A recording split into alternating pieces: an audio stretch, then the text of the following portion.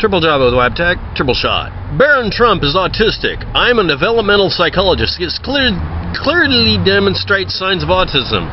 What are your qualifications, WAPTEK? Your qualifications would shine more if you didn't do the attempt to annoy me by mistyping my name. That would just show that you're inattentive. Your Google Plus page shows that you want term limits. Type in Englishman version of Chinese.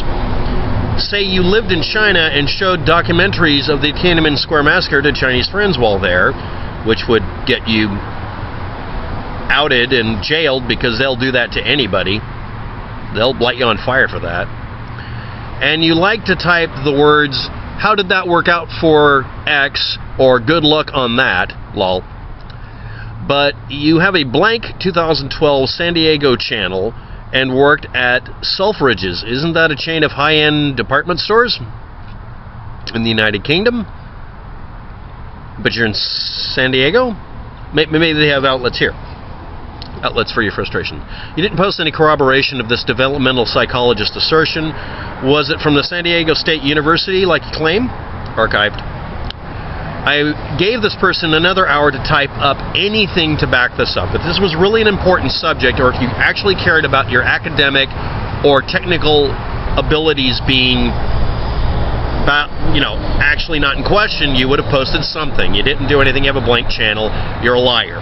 And I don't mean that you failed at it. You're a liar. By definition, if you make an assertion, everyone has the right to tell you that you're a liar, say it in public, and actually defend this in court.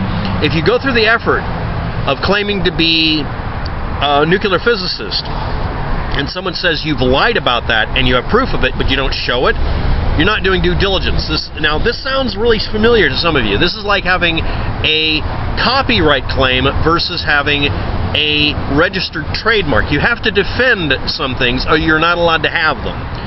And your reputation is one of them.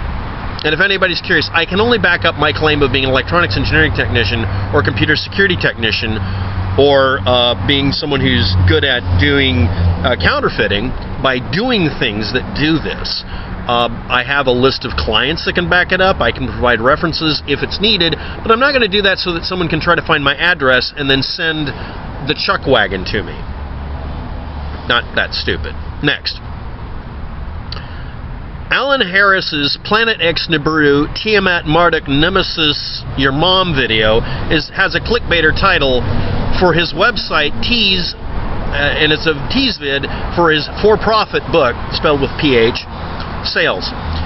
The description is intentionally vague, but in spite of all of that, I did find that the video was from Alaska, and it's the Upper Diamond Road in Anchorage, Alaska. And you can also see another video I did on Alaska FAA weather cams and people not willing to back up their assertions about seeing some mysterious star by doing everything physically possible to prevent you from double-checking them. All right? I'm not doing everything physically possible to keep people from double-checking me. I have I would call a failed college career that really doesn't have much to do with what I did for a living for the majority of my life or what I do now. And the fact that I'm homeless, no one really has to care what I think or feel. However, if you claim to be a developmental psychologist that went to a specific college, San Diego State University, this is for the other one, obviously, people can look up, if you're approximately a certain age, whether or not that was a thing that they were teaching. And see if you're part of the graduating class. And I'm not listing the person's name because I delete them before I do responses most of the time. Unsubstantiated rumors are just as bad as unsubstantiated credentials. They're essentially non-existent. So, Barron Trump isn't autistic, specifically because someone decided to fake proof of it by stating their opinion and trying to back it up with false credentials, because by definition, if you claim credentials and you don't prove them, you are a liar. Now, because I haven't said the channel name, this is one of the things I do to avoid copyright and libel suit BS. None of you can sue me for this.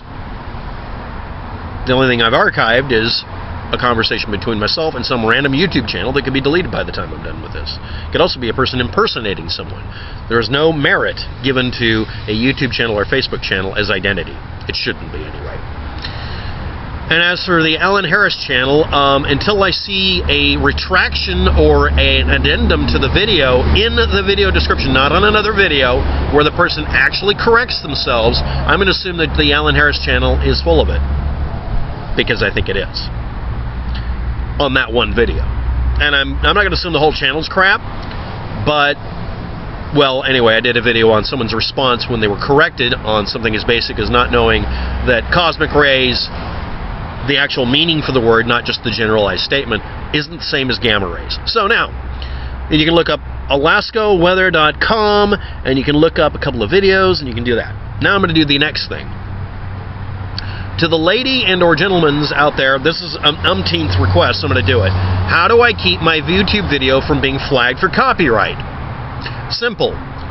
Road noise can't be copyrighted. But then again, rain can't, but someone found a way to do that. There are people who will try to copyright flag your channel for either taking it down or trying to just monetize a video against your will. You have a couple of defenses for this. My first one, and the one I do, is I don't monetize anything, so it shows that I'm not trying to make a profit on anything.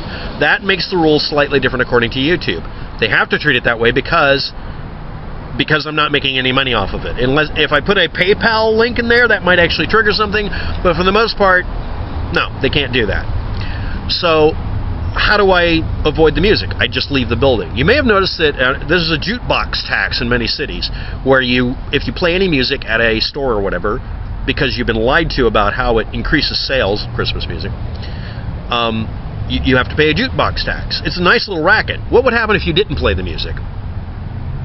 Did you know that someone might try to go after you too? Might try to pressure you? Oh yeah, it's a racket too. But it would be more pleasant for me. Now, how do we remove music if we have it? Well, there's the Remove a Song beta on YouTube, and they don't offer it to you until someone tries to monetize your video. There's a ton of features YouTube obviously has, including the ability of editing their own videos they upload that contained really bad statements that they really shouldn't have put in their videos that made them look like they were just making YouTube heroes into a mob of psychos and got caught. Yeah, they have the ability to edit videos any way they want to and put that video into the same URL so you don't lose your views on it. But for the rest of us, you have to modify the video and save it as a new video by editing it using the YouTube editor, otherwise known as the Screw My Videos Up Badly. But if it comes to monetization, if it comes to DMCA takedowns, well, not DMCA takedowns, they don't want you to fix that, you are able to delete this stuff. Now, how does it work? Pretty simple. It actually grabs a full copy of the video, or the full copy of the audio, and doesn't do some mathematical shuffle. It just puts an inverted copy of the audio over the top of it to subtract it. And because it's done dynamically, you can undo it later if you want to.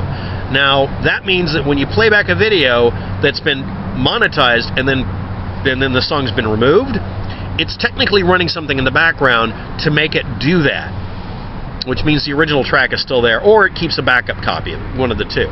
But that does mean that if you're, again, I'm going to say this again, YouTube has the ability to let you fix these things before they go live, and they don't want you to have them.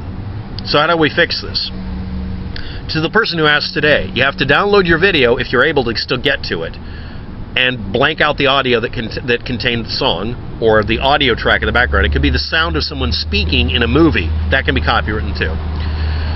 And then insert some other darn thing. The usual thing is to tell the system to completely overwrite it. And I've done this experiment before where background music got in there, and even after being deleted, my channel, the video was monetized. And then when I replaced the audio entirely, YouTube still monetized it. And if I re-uploaded the video with the now blanked out audio, it would monetize the copyright-free music because YouTube and Google are about messing with you. So how do we get around this in the first place? Upload everything with no audio track or no music track unless you're going to modify it. You're going to have to get a program like Audacity or something like that to modify the audio and sync it up and do it. Or a video editing thing. There's a bunch of them that come with operating systems, like iMovie for Macintosh, you can get a copy of. You can also use something that might have come with your video card, or with a video camera it might have came with. Or you could use, I'm not going to say the Microsoft product because my tongue will burst into flames, but you can use that too. But what do you substitute with? Well, as I mentioned, even if you put copyright-free music in there, YouTube will try to monetize it because that's what they're all about. So you'll have to create your own original piece of recording, or at least make it seem like it. Here are the tricks of the trade. 1, differential.